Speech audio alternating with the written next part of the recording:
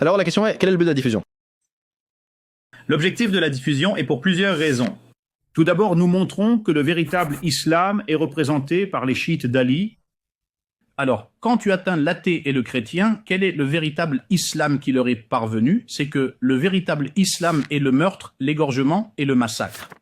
Et un prophète débauché est arrivé au Christ, ils disent que votre prophète est débauché, ils ont des preuves, oui c'est vrai, et je dis avec le Christ que ce prophète dans les livres des sunnites est vraiment débauché. Et nous disons cela, à Dieu ne plaise pour le messager de Dieu, car nous voulons montrer que ce prophète mentionné dans Al-Bukhari n'est pas le prophète de l'islam. C'est une création d'Al-Bukhari, c'est une création de Sahih Muslim. Tout d'abord, nous voulons montrer au monde entier le véritable islam représenté par la lignée pure et les chiites d'Ali. C'est pourquoi les chrétiens et les autres groupes ont été choqués lorsqu'ils ont vu qu'il y avait un chiisme et quelque chose appelé chiite. Même ceux qui sont entrés dans l'islam et sont devenus sunnites musulmans, qui étaient chrétiens et athées, ont été choqués. Ensuite, il y a l'islam omarien et l'islam alawite mohammadien. C'est le premier point en général. Le deuxième point est que Ali a été confronté aux soupçons depuis 1000 ans et le pouvoir était politisé, ne nous laissant pas de voix pour défendre. Alors maintenant, le monde est ouvert et les sites sont ouverts, donc j'ai le droit de me défendre. J'ai le droit, tout comme le sunnite opposant, a le droit d'attaquer Ali et de soulever des doutes ou de se défendre. Et de même, pour l'athée et le chrétien, le chiite a aussi le droit de se défendre et de soulever. Les idées scientifiques face aux autres positions. Pourquoi seulement le chiite, s'il veut se défendre, est-il considéré comme sectaire alors que les autres croyances ont le droit d'attaquer, de se moquer, de ridiculiser et de couper les extraits en deux? 3. Nous voulons montrer la vérité de l'islam. Qui est le prophète Mohammed? Est-il le prophète qui ne savait ni lire ni écrire? Ces idées sont arrivées dans nos foyers et sont enseignées dans nos programmes. Le prophète est un homme illettré qui ne sait rien de la lecture. Le prophète n'était pas analphabète? L'imam al-Sadiq disait qu'il parlait 70 langues. Mon frère, ce qui a été donné à Salomon a été donné au prophète Mohammed en multiples. Nous avons appris le langage des oiseaux et des animaux. Ce que Salomon a appris est bien moindre que ce que le prophète Mohammed, paix et bénédiction sur lui et sa famille, a appris.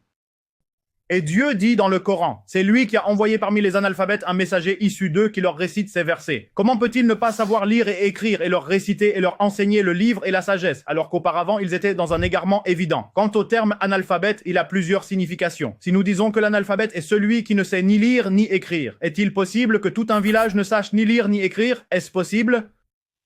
Non, je dis une personne. Non, je viens vers toi, je ne suis pas derrière un verset coranique. Est-il raisonnable qu'un village entier ne sache ni lire ni écrire? Il n'y a rien de tel. Si nous prenons l'analphabète dans le sens de celui qui ne sait ni lire ni écrire, comment le Coran dit-il qu'il a envoyé parmi les analphabètes? C'est-à-dire qu'il a envoyé le prophète parmi des gens qui ne savent ni lire ni écrire. Ou bien l'analphabète a-t-il un autre sens? Alors, quel est le sens?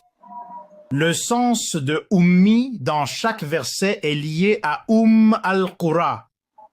Cela signifie l'analphabète, qui est juif et n'a pas embrassé l'islam et qui est de l'intérieur de Quraysh. Donc chaque verset détermine le sens comme le mot livre. Le mot livre. Le verset qui détermine ce que signifie le livre. Qu'est-ce que ce livre qui ne laisse rien de petit ni de grand sans le recenser? Une référence au livre des péchés. Ce livre-là, il n'y a aucun doute en lui.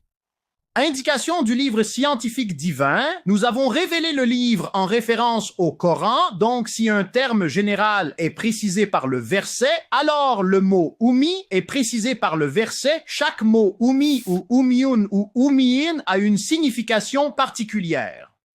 Ils ont demandé à l'imam al-Sadiq, ô fils du messager de Dieu. Le public dit que le messager de Dieu ne lit ni n'écrit. Et son verset dit, ils mentent à Dieu. Le prophète parlait 70 langues.